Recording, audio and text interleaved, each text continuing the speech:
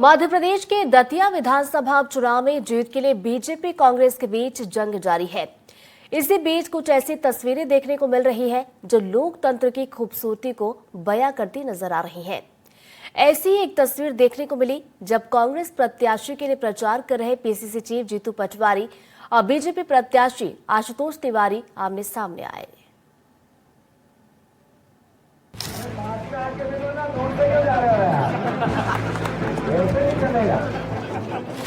दतिया विधानसभा उपचुनाव के ये रंग देखिए। यहाँ बीजेपी और कांग्रेस दोनों पार्टियां एक दूसरे के खिलाफ लड़ रही हैं। दोनों पार्टियां एक दूसरे को मात देकर जीत के लिए जोर लगा रही हैं। इसी बीच जनसंपर्क पर निकले बीजेपी प्रत्याशी आशुतोष तिवारी का काफिला गुजर रहा था। तभी चिरूला गांव में कांग्रेस प्रत्याशी घनश्याम सिंह के लिए पीसीसी चीफ जीतू पटवारी प्रचार कर रहे थे।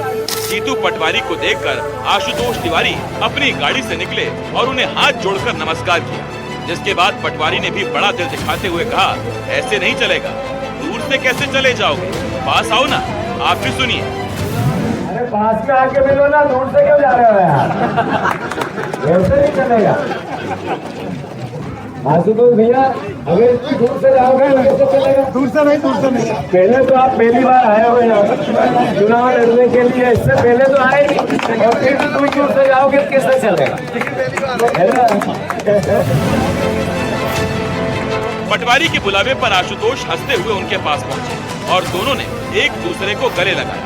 उसके बाद दोनों नेताओं के बीच हल्की फुल्की जुबानी कमेंटबाजी भी हुई। दोनों के बीच क्या बातचीत हुई वो भी सुनिए। देखो, आशुतोष जी का अधिकार है आशीर्वाद मांगना। क्या कर रहे हो? आपने हमारा माइक दिया, आपने आपको हमारा माइक दिया इधर, फिर आशुतोष दिया। मैंने इनसे सबसे पूछा, इससे पहले आशुतोष जी को कहीं देखा तो एक भी हाथ नहीं उठा। सबको जानकारी है, मारुति नगर में घर है। अरे मैंने भैया माइक इस तरह से भारतीय लोकतंत्र की इस रोचक तस्वीर को जिसने भी देखा वो इस वाकये की तारीफ किए बिना रह नहीं सका और मौके पर मौजूद सभी लोग मुस्कुरा दिए। गौरतलब है कि पीसीसी चीफ जीतू पटवारी कांग्रेस प्रत्याशी कुंवर घनश्याम सिंह की जीत के लिए जोर लगा रहे हैं और दतिया में ताबड़तोड़ चुनाव प्रचार कर रहे हैं। इस हल्के फुल्के और हंसी मजाक के पल के बीच जीत के लिए जोर, दावे और दावों का दौर भी जारी है।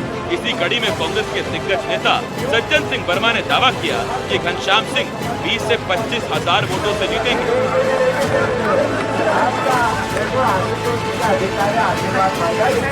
25 से 30 हजार वोट से वो बीजेपी का उम्मीदवार आ रहे हैं। कांग्रेस का उम्मीदवार कम से कम 25 से 30 हजार वोट से वहाँ दतिया में जीतेगा। ये दतिया की सीट हमारे कांग्रेस के विधायक राजेंद्र भारती को षड्यंत्र पूर्वक न्यायपालिका से निर्णय करा के ये सीट खाली कराई गई है। उधर जैसे ही सज्जन सिंह ने दावा किया, बीजेपी की तरफ से पलटवार देखने को मिला।